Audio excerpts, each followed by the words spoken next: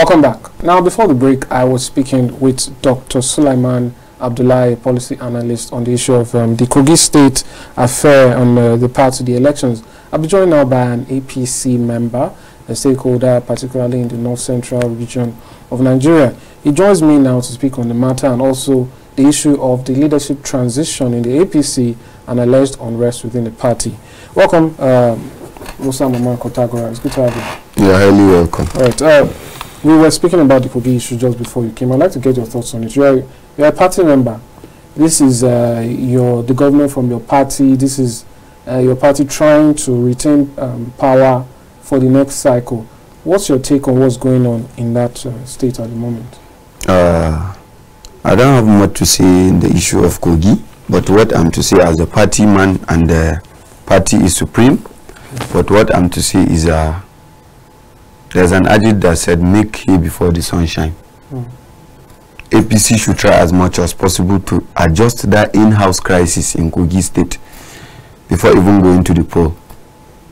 Because the time is coming closer and a lot of mistakes that have been done need to be adjusted by the party and the sitting governor.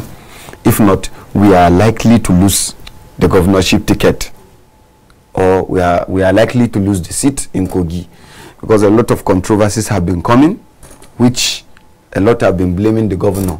But the governor seems very confident. He's a lion, you must not tread on his path. This is an election, not his administration. You understand? They are going into the poll. The issue of the lion is different here, because the mindset of everybody will come into from different places. You understand? Some will use the grievances of some mistakes that have been done in his government. You understand me? And not everybody are in support of APC. You get me? So at least my own advice is the governor should sit to the party. The youth are very important. The women, sit to them. Adjust the mistakes that can be adjusted. But if those mistakes are not adjusted in time, I'm telling you, the way things are going, we are likely to lose the governorship. We are going to lose it. We are likely to lose it. That's the bitter truth. All right. That's interesting. I'd like to get your thoughts, Dr. Sulaiman. Is there anything you think the governor could be doing differently? Yes. He's talking as a party man perspective. Quite interesting. You see, before I talk, I do look at history. When you are talking of election in any government, you understand now, it comes with crisis. A lot of interest.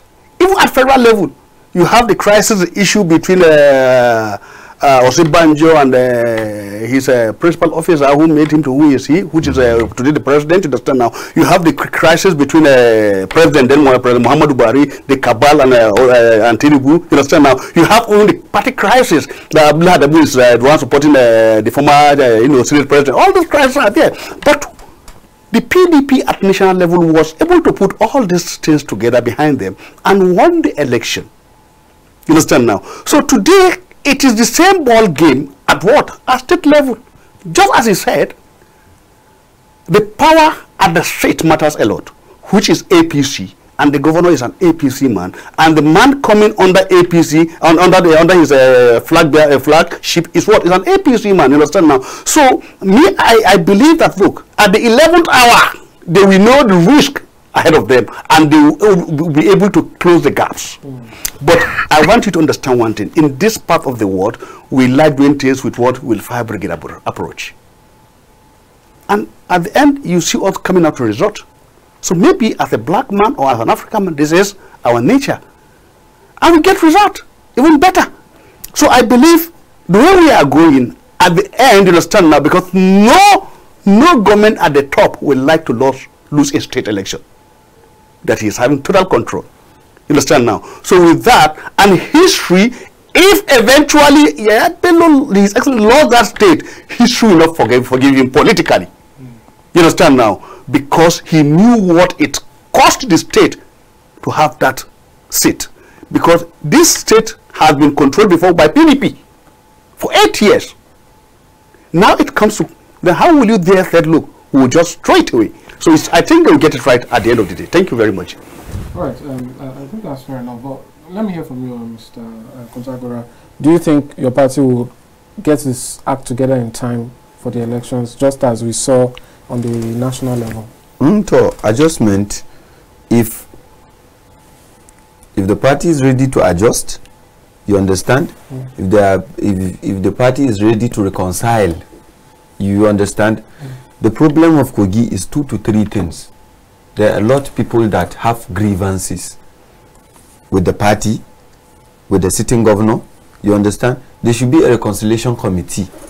That reconciliation committee should go around the key stakeholders that have block votes are very important. Sit them down, reconcile with them. Don't think because is a sitting governor going to the poll without reconciliation, it will bring a lot of damages. You understand?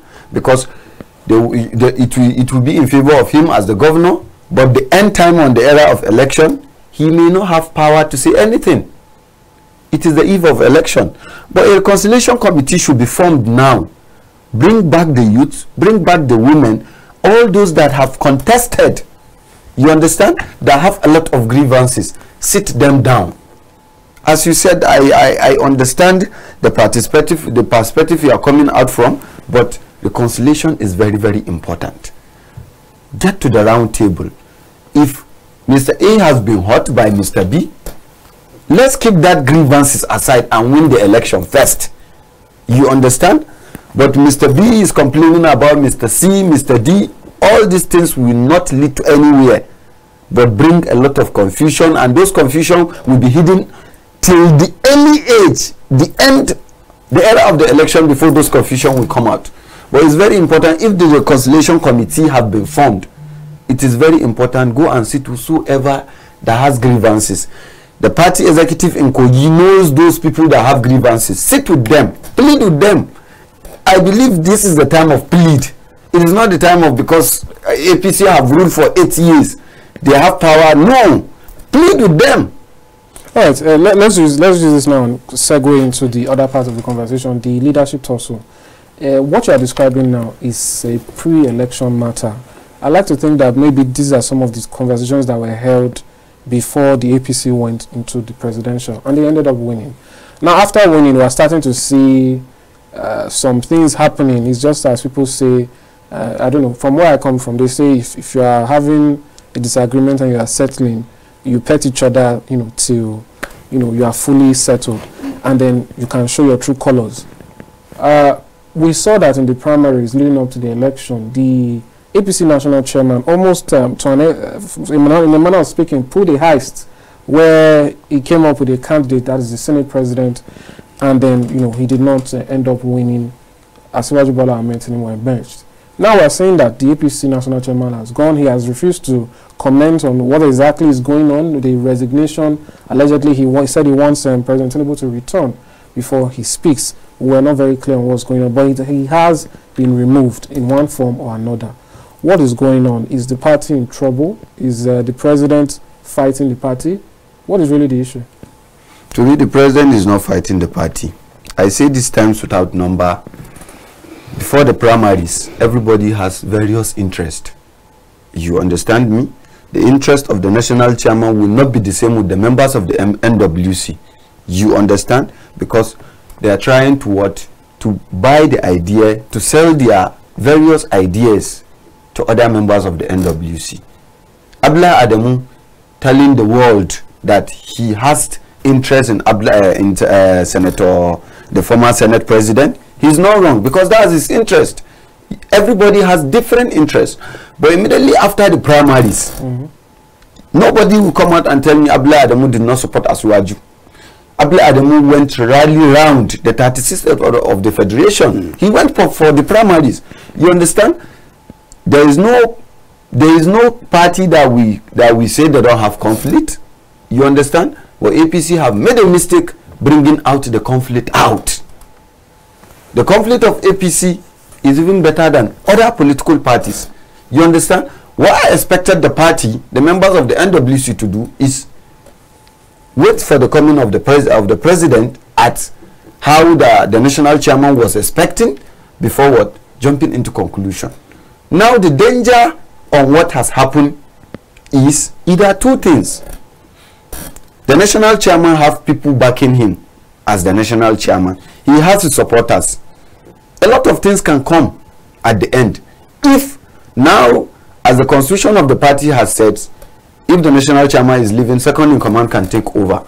But what I'm trying to tell you, there is a force that will be coming out now that they will not allow the acting chairman to stay for too long. You understand? The likes of Al Makura, the likes of Lalon are there. The president should sit. The president have all powers. Sit them down, adjust. I love the method President Muhammadu Buhari did the time of Oshomole. They hold a neck meeting. It is in that neck meeting that he made decision. You understand? All on what other NWC members are saying, they are just saying it on their own. The final decision is with the president, President Bola Ahmed Tinubu. The executive council meeting have been postponed, but I believe when it is being set, the date have been formed, you are going to hear who is going to take the next chairman of the party. Is the APC not run as a democracy? Why is the president the one who gets to decide? If the president is the party is having a sitting president, definitely he will be the leader of the party. Any political party that has that privilege of winning an election, they have to submit that mantle of leadership to that flag bearer that won. That is how it is, whether democracy or non-democracy, that is how it should be practiced. But I believe this is just an inner crisis that, by the grace of God, it will be settled from now till the new dates that will be fixed for the executive council meeting. All right, that's fair enough. I'd like to get your thoughts now as, you know, someone who's not within the party, so to say. What do you make of this? Do you think the APC is in trouble, or this is something minor that... Yes, by own will, and at this juncture, I will put it as a prayer that we are seeing history repeating itself, that what happened to PDP should not repeat itself here in APC. Because when Bamanga Tukur, you understand now, also left PDP, we have been having a crisis of acting chairman of PDP and then the ruling party. And that was what the last stroke that actually break the camel's back in PDP. You understand now? So I believe if Mr. President is back, you see, I have very respect for President Bola Ahmed Aswaji Tinubu. Not just a politician. He is what? A complete businessman. And if you look at his administration today, he is using two leadership theory. And this is transactional theory and transformational theory. He is using transactional theory of leadership to achieve transformational theory of leadership. That is what he's trying to look at, everybody inclusive. You understand now, to achieve what he wants to achieve. So in this aspect, I believe if he comes back, he will bring every party to the what? Negotiation table. And they look at it together, constructively. You understand now? And in the interest of the party, because he will not like, after 4 years, to have a political crisis or the party should be torn into pieces. No. You understand now? For whom I know him quite all right, you understand now? The president is very intelligent. They are going to resolve this crisis. And I foresee this crisis coming. You understand now? I said it. When Abdullah Adamu was accused before pre-election period. You understand now? And they have some a lot of accusation. I will not open up against Abdullah Adamu. You understand now? I said it in one of the program. My outlet, I said, look, I have a high respect for Abdullah Adamu personality, politically, educational, and his involvement in national issues. You understand? He has been a minister, a governor, and a senator, and now a party chairman. You don't undermine such a person. He has his own political role models today in Nigerian politics. He has tutored some youths that are already there for him, from state level to the north central level, in the north and national level at large. So what are we saying? Here I am telling you that look, this issue will be resolved at the what? At the negotiation table, whereby every interest will be looked upon and be addressed. And let me tell you, the issue of money. The issue of money. Today, the National Working Committee of APC should know how and how to disburse money and who should be allocated this money to, because the crisis we are having today in APC, let's open up, it's an issue, matter. How billions have been spent Is it the signatory of Abdullah Adamu, or is it the Omisore? The two of them? You understand now? So what happened to the chief accountant? What happened to the auditors? So let's look at it openly, you understand now, constructively. If we are going to penalize Abdullah Adamu for one thing or the other, let's look at it. Yes, he has done his tenure correct completely or not, then he has resigned. Call him, close the door, have an indoor meeting with him. We appreciate your activities within the party, you understand now. Since you have resigned, we wish you the best, and this is going to be our package for you. You understand now? We'll consult you when the need arises. All right, let me just continue there. What's your take on the fact that there's this level of authority given to the president, even though the party is a structure on its own? Some people say if you're a party chairman now, in any regard, if you're a state party chairman and a governor emerges, you should take your position as an appointed position. That whenever the governor doesn't like your face anymore, you're gone.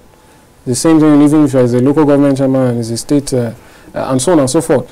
Do you think this is the way to go? And then taking this into account with the speculations that what led to this is some sort of rift between the president and the national chairman. Do you think in any way the president has the level of vindictiveness about him, allegedly? No. Let me tell you, I can tell you, in this part of the world, in the whole world, if I'm not mistaken, Nigeria president is the most powerful president. Nigerian president is the most powerful president in the whole world. Legally. How? Legally, by our constitution. Because the moment the president enter and take over the throne of leadership, he become the commander-in-chief of the Army Forces, Federal Republic of Nigeria. He has the authority all over the service chiefs. You cannot move an inch. You are not expected to give a commandment to anybody without consulting the president, Mr. President. No matter how worse is the scenario, no, you don't take any leverage and operate and come back together. No, you must take order from him. Now, as I'm talking to you, if Mr. President today, as a democratic elected president, is the commander-in-chief of the Federal Army Forces, that should automatically understand now he can be a dictator. That's what I'm saying. He can decide to be on the military regalia. Then he's a commander-in-chief. Yes. He's in charge. He's a military guy. That's the mentality. And the moment he tells the chief of army staff or the minister of defense that, look, this area, as I'm talking to you, I don't want anybody to come out from this part of Nigeria today, nobody will come out. The governor have no say. Because both the police, the military, the DSS, the NIA, the civil defense, they are all under the office of the NSA, and NSA reported to the Mr. President. That's number one. Let me give you a good example now from other world, advanced country. As we have in Russia present today, Mr. Putin, if he decides not to give a constructive order to use a nuke today, one of the defense chief of defense staff, that is the Secretary of Defense, can decide to use a nuclear bomb against any enemy, contrary to the view of Mr. President, and he will remain and he could be able to defend it. Nobody will dare do that in Nigeria. This is how powerful is the president. And let me tell you, we in Nigeria, we have not looked at our constitution to understand the level, the power that the constitution have given to Mr. President and Mr. Governor. The governor is the chief executive of the state and security officer. What happened, he has the final say in the state. And what happened at federal level, the president have the final say. What are we saying? Who is party chairman?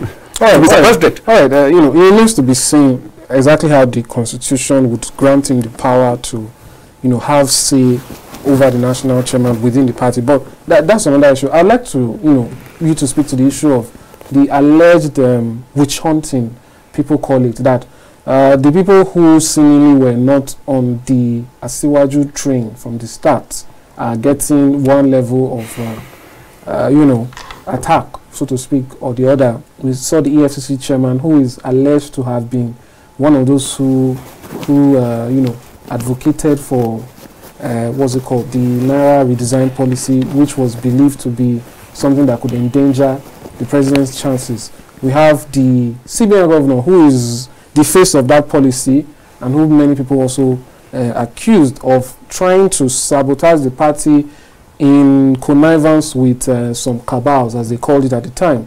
Now we have the chairman, who was not a big fan of Asiwaju. Now, someone way or another, these persons are finding themselves leaving positions they were holding before he came. Is there a level of witch hunting to this? Let me say, the questions you are asking are quite funny, because I believe President Bola Ahmed Tinubu is a politician of the olden and also in the modern days politics. Anybody that you see today, you understand, has been suspended, has a lot of questions to answer in his own way. If you're talking of that, why is the DSS not suspended? You understand? The CBN governor suspended has a lot of questions to answer. The EFCC suspended has a lot of questions to answer. So the truth is that I don't believe in that adage that people are saying because they have not supported Tinubu. As far as you are elected as a president of Nigeria, you are not for a political party. You are not for a zone. You are not for an ethnic group. You are for everybody. Especially the system Tinubu is taking, the method of unity government, trying to carry everybody along. What I believe is that don't even bring the issue of Asuwaju into the removal of Abdullahi Adamu. This is being done by the members of the NWC, not by Abdullahi Adamu. But President Tinubu has the final say at the end of the day. He has not sat with them on that. That is, even by the papers, you understand? It is done by the members of the NWC, not by the SGF, not by the chief of staff. You understand? The decision of the president is to sit, as you said, reconcile. If the president is not willing to reconcile, definitely there will be division even in the cabinet members. Right, you understand me? Right. I'm so sorry, we've run out of time now. We'll end it there. Like you've said, hopefully we'll see what you've recommended. You know, on the program here, when guests come, they make recommendations, and in some hours or a day later, we see it happening. So who knows, we might be seeing that meeting or that arrangement soon, and we'll see what they come out with. Thank you so much for coming, Mr. Musa Maman Kotagura. Thank you so much, Dr. Suleiman Abdullahi. It's been a pleasure. Thank you very much. All right, that's all we'll take on the program for today. Do join us every weekday. The Polity reaches you live from Abuja. See you tomorrow. I'm Amadine Ubewe.